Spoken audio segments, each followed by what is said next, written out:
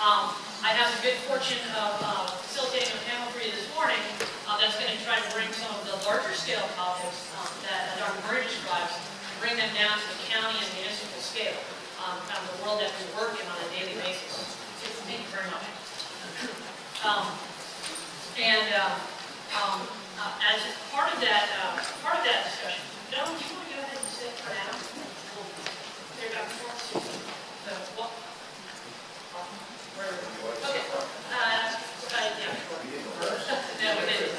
All right, we're getting there. So on the subject of jobs, housing, and density, one of the controversies, just to kind of throw out there for your consideration, is thinking about Palm Beach County and its municipalities according to the transect. So this illustration is the transect that many of you are familiar with, that takes us from kind of a rural condition, if you will, a western county condition, through suburban conditions and into more intense locations in the urban center. Many of the things that Dr. Murray was describing, right? Because there's a gravitational pull towards those urban locations for jobs and housing, and those two things contribute directly to the economy. In Palm Beach County, we have kind of an easy example. I just pulled up Forest Hill Boulevard, which runs from an urban core in downtown West Palm all the way out to the edge. And what's interesting, just as you think about the context of the place, urban core is a kind of downtown West Palm Beach condition with densities that are running from, 16 to 20 units an acre in single family and townhouse product, 100 units an acre in some of the larger scale stuff. And this is a very consistent condition along the entire coast. So all of the urban downtowns are really gravitating towards this type of condition. And then as we get to kind of the central parts of the county, there are different ways to arrange the more suburban scale, right? The slightly lower scale housing products that come online. So they can be internally connected, but not really connected externally, right? Or they can have more direct connections to the surrounding street network and communities within it. So we have a variation of that type of pattern in Palm Beach County, just as we're kind of diving into these issues. And then as you get, of course, out to the western conditions, there's a variety of conditions that exist out there today. A lot of green, a lot of rural. Really nothing stopping that pattern of development until you get to Lake Okeechobee. So a considerable amount of land versus a county like Broward that has the Everglades containing growth at that point. Out on in the edge condition, some very big moves underway with respect to land use patterns and how they're transitioning out west, and the relationship that will have kind of across the transect all the way back to the urban core. Considering, again, the Forest Hill Boulevard just for a moment in terms of connectivity, and that's a point that Dr. Murray made, and that's one we see, of course, at Planning Council as the key for successful places. When you look around the country, places that are more connected are more successful. People have more options, you don't have much traffic congestion, and as they become internalized, there are different conditions that result. Right? A little tougher to get to work, tougher to get home, and you spend more time driving than producing. So with Forest Hill Boulevard, if you can just imagine, taking a couple cross sections, from the Lake Worth Lagoon to I-95, the roadway network is about 1.3 miles. There are 26 north-south lanes within that 1.3 miles. So the roadway density, if you will, we have 20 lanes per mile. So there's a lot of ways to get around in that location. And this is kind of what it looks like. This is the eastern end of Forest Hill. It's a nice condition. It's an older condition, right? It's an older established neighborhood, so we have a lot of tree canopy. As you get to the west, if you look at, for example, between I-95 and State Road 7, or 441, about 8.3 miles, we have 36 lanes north and south in that condition. So the roadway density is very different, right? We have 4 lanes per mile to get around. Pretty big intersection spacing, a little tougher on pedestrians and tougher on cyclists, tougher on transit, so it really limits the effectiveness of the different modes, and that's a constraint on access to jobs, right, and value of product. And so just again, food for thought, there's a lot of discussion in the county at present on improving those connections with complete streets and other mechanisms, but it's pretty hard to get in there and retrofit a new roadway connection when you have existing subdivisions that have one point of entry and exit onto the bigger core. And so again, more than 6 times the distance with a fifth of the connectivity as you get to the west. So perhaps lessons to think about as we continue forward and evolve. And so what we know as an axiom is the less connected those communities are, the bigger the streets must be, because they have only a few points of entry and exit, but the more connected they are, the smaller the streets can be. And that's really something that we see consistent with the trends across the nation, again, for communities and regions that are successful. A convenient newspaper headline in yesterday's Post, which is express bus service being seen as a solution to the county's east-west jams. Leadership from the MPO and Caltran looking forward to understand that relationship. And Patrick, in his slides, Patrick will include a discussion about what's happening out west and what the type of balance is expected between jobs and housing, and that really is a contributor to how much demand there is on those connecting corridors, east and west. And so with that, just a reminder, Palm Beach County's population is still moving. We're about 1.4 million today. We're shooting for about 1.7 by 2035, so there's lots of opportunity to adjust as we go forward, or continue doing the things that are working well. So with that, Ralph, why don't I introduce you first, if that's okay? So, Rafael Clemente, I have the good fortune of having two friends on the panel, which is really nice, and two really the lead professionals in Palm Beach County and the region. Rafael Clemente joined the West Palm Beach Downtown Development Authority in January of 2006, bringing with him a multidisciplinary background, local knowledge, and an unparalleled amount of enthusiasm to living the dream and carrying it out well. So, Ralph can access his job by skateboard, bike, foot, or never Uber at this point, I think.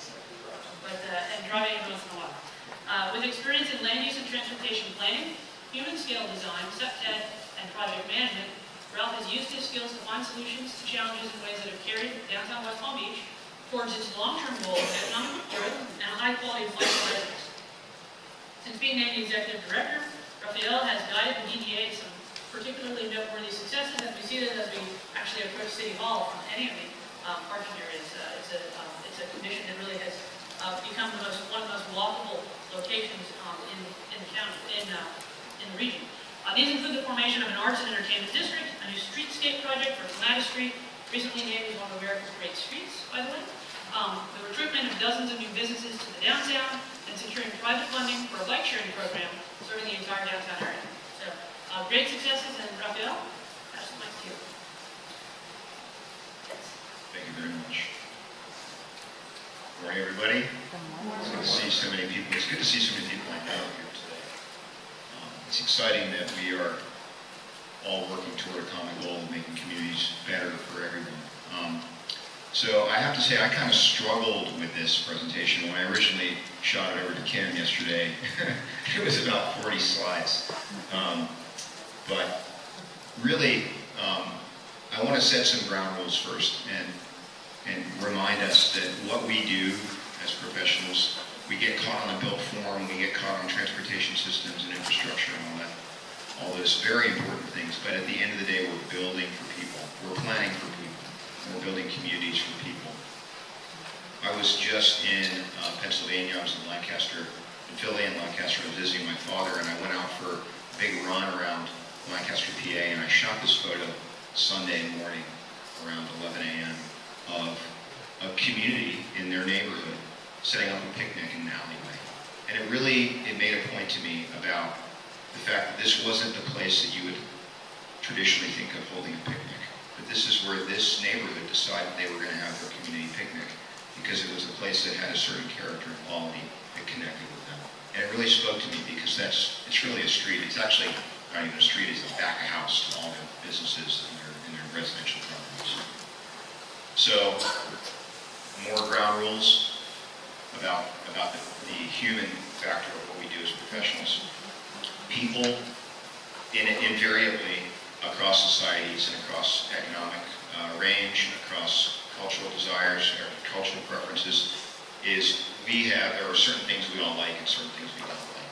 We want experience, we want texture, we want sensory stimulation, and we love being around other people. These are really important things to keep in mind. And from that 30,000-foot planning perspective, these are some of the biggest challenges that are going to face our cities, facing them now, in fact. Transportation, employment, and population growth at the top of that. Transportation in particular is something that South Florida is really grappling with. So, the concept of place and the concept of creating good places There's a lot of factors that go into that. And I want you to think of place not as a geographic location, but as a concept. What is a good place? So all those descriptors, you've got that big orange ring there, sociability, uses, comfort and image, access and linkages. These are all the big ideas, things that we can sort of plan for and design around. But that middle ring, that greenish colored ring, has all these descriptive words about a place. If people are using those words to describe your place, in general, you've done a good job. The outer corners in blue are things that we use to measure the success, hopefully, of those places. So when we look at development patterns, and this is somewhere in western Palm Beach County, and if you drop a roughly 1 square mile shape around that PUD, you've got about 300 or 400 residential units, maybe a clubhouse in there, probably a golf club. A lot of privatized space, privatized pools, privatized yards, not a lot of mixing of people unless you play golf. I don't play golf. I would probably go on those golf courses to fish in the lakes, get yelled at. But there's not a lot of mixing there unless you're on the golf course. It's a very much a private, inward community, and probably a relatively homogeneous community. If you drop that exact same box on downtown West Palm Beach, I just checked with our planning director, 6,742 residential units, hundreds of thousands of square feet of commercial uses, offices, businesses, activities, transit systems. You have a lot of opportunity for mixing of people. And I'll get to why this is really important from an economic and social perspective. But in this, what I like to call the magic triangle, the intersection of public and private is a really important space. This exists in urban places or denser places or places with traditional development patterns. And these nodes can be built. I don't think we can go retrofit every suburban intersection. I don't think that. But I do think that we can do a better job of creating mixed use, more urban patterns, even in suburban zones. I think we can do a much better job than we've done. And we can go back and maybe fix what's been built. But in this mixing zone, the intersection of public and private, a lot of very important things happen. Jobs happen, social interactions happen, connections happen, mobility happens, economic mobility happens in this mixing zone. The cost of these development patterns. So we've done some work recently with Joe Minicozy. If you know, some of you probably worked with Joe. If you don't know Joe, he's with a company called Urban 3. And Urban 3 does really deep dive analysis of costs and benefits, land use patterns, etc. using GIS. Joe's up in Asheville now. He's king of Asheville right now, Joe Minicozy. So this is an excerpt from a study that was done. It was the most recent stuff that we could find that really nailed costs, external public costs for development patterns. And this was in Florida, I think in Tampa. I'm not exactly sure. I think in Tampa. So downtown compact development, external cost to the public, just shy of $10,000. The most sprawling type of development, over $20,000. By the way, this data is from like the early 90s. So it's a big difference now. What does this turn into over time for communities, for the public coffers and for all those people that are going to be paying the taxes on these properties? So a comparison study was done. This was with Urban 3 with Joe's company over in Sarasota. Downtown development, a 197 unit project compared to a 357 unit project out west. Joe just applied a multiplier to those 197 units to scale it up to be equal to 357 units, and here's what they learned. I won't go over every single point, but the light green is the sprawling development, the dark green is the compact urban development. The costs versus revenues off of this type of development are mind-boggling, right? Truly mind-boggling. Look at payback period in years. If you can see it, it's the second column from the right. And if you bring it over to sum it up, at 20 years, that compact development yields $33 million to the public. The sprawl costs $5 million. So this is a big, big conversation to have when we look at the wealth the ability of municipal governments to fund better stuff for people. If we are just servicing sprawl, we're going to lose. We're losing a lot of money and a lot of opportunities. And that's just the numbers. That's just the cost. So we did this for Palm Beach County. Joe pulled a bunch of data from the property appraiser's office and just crunched it, just ran it through a database, through a GIS program. Cost per acre, value, I should say value per acre, assessed tax value per acre of different development patterns. And we learned some obvious stuff, but we learned some pretty shocking stuff too. And if anybody wants this, I've got it all, I'll give it to you. It's public, I'll give it to you. It's really, really powerful. We were a little surprised to see that IBIS was only tax yield per acre at $2,647 per acre. My little neighborhood of Grandview Heights rocked IBIS at $7,000 per acre. Go Grandview. There's a lot of planners in Grandview. We're smart to be there. But what was maybe even more surprising is we took an average suburban development like Riverwalk and we compared it to some other development patterns in some other areas of the city. This one really blew me away, was that almost blighted properties in the Northwest neighborhood yielding significantly more than Riverwalk. So if you can't see those numbers, Riverwalk's yielding $380,000 per acre. Northwest shotgun houses at $618,000 per acre. Commercial property, Walmart at $644,000 per acre, and this is per acre value, not total for the whole project. Howley's, Havana, 1.2 and 1.4 million per acre. And these are not exceptionally dense, but they are in compact, walkable, transit accessible neighborhoods. Jobs. We heard a lot about jobs so far this morning.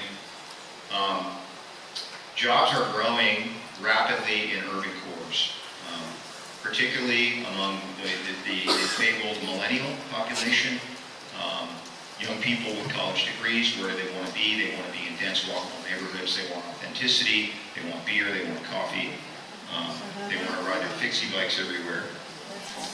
Right? Go fixies. Any fixie riders here? Yeah, Nelson. No? City Observatory, which is a project funded by the Knight Foundation, they took a bunch of data sets from the American Community Survey, just like Joe did, they crunched the numbers. What they learned about job growth among millennials, this is where people are moving to, and this is millennials. People 34 to, 21 to 34, 25 to 34 with a college degree. Twice as fast, that segment of our population are moving into close-in neighborhoods within a 3-mile radius of an urban core. These are people looking for jobs. They choose place first, predominantly. They want that experience, and the job creators know that. Corporate entities are relocating from suburban office parks into urban centers rapidly right now. So it's a chicken and egg, right? And we're not really sure yet who comes first. Do the millennials go into the places and use that term place as being the concept of place, going to good quality places, draw the jobs, or are those jobs drawing them there? It's an upward spiral. Social impacts, and this is one that has been really weighing heavily on my mind as we look at the challenges our city faces. The edge of our downtown here has the Northwest neighborhood, which we've been looking for many ways to integrate better with. Good things are happening there, some really good things. But nonetheless, social segregation, if you want to call it that, is a major issue. Sprawling patterns of development versus density exacerbate that, and I'll show you how. So, middle-income neighborhoods declining, right? Again, a type of mixing zone where people are sharing space, sharing neighborhoods, sharing their lives effectively with others. In fact, in this same study, the American Community Survey found that between 1970 and today, people spend far less time with their neighbors. Levels of trust continue to decline, and this not only erodes economic mobility, but this also erodes social engagement. People vote less, they trust less, they're not involved in the process of democracy and community. This sounds like really high-level stuff, but it's really important stuff, and it's in many ways affected by the design of our cities and communities. So you can see that between 1972 and 2012, the gap between people saying you can't be too careful and most people can be trusted has widened. Few people are trusting their neighbors, fewer people. So economic mobility is a person's ability to be born into a certain economic status and be able to move, ideally up, from if you're born into poverty, can you get out of poverty? The American dream, I'm sure so many of us in our room have those stories in our families. I certainly do. Segregation and income equality are the biggest limiting factors to economic mobility. This is a challenge for cities because as we look at jobs, as we look at education attainment, as we look at crime rates, these things are playing bedrock roles, completely changing the way our society is functioning. So getting back to that concept of place and thinking about how communities affect jobs, economic opportunity, social structure, and all the things that come with that, this gets a little more clear about the quality of place and how that plays into what our cities are doing. So to boil it down and summarize it, place attracts talent, talent drives economic development, and when you combine those two, you create opportunity for people. And I had to throw this slide in because I think about opportunity a lot. And those are my two goals.